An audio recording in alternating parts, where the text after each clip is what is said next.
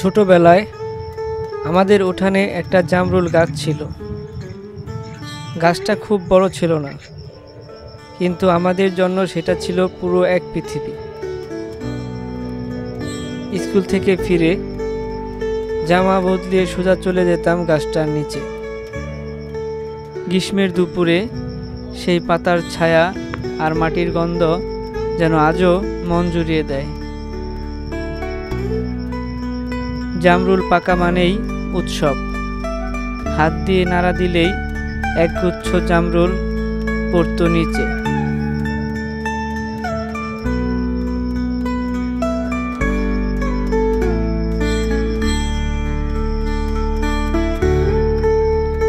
আমরা ভাই বোনেরা মিলে কুড়াতাম আর খেতাম লবণ দিয়ে।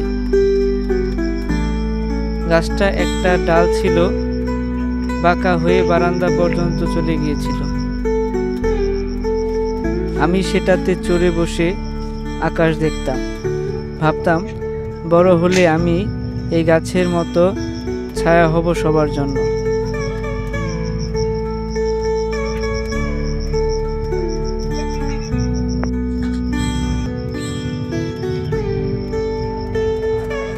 একদিন হঠাৎ ঝড়ে গাছটা পড়ে গেল।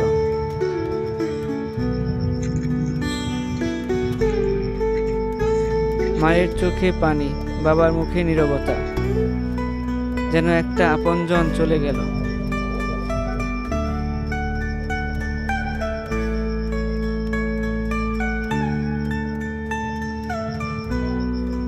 আজও যখন জামরুল খাই, সেই দিনের কথা মনে পড়ে।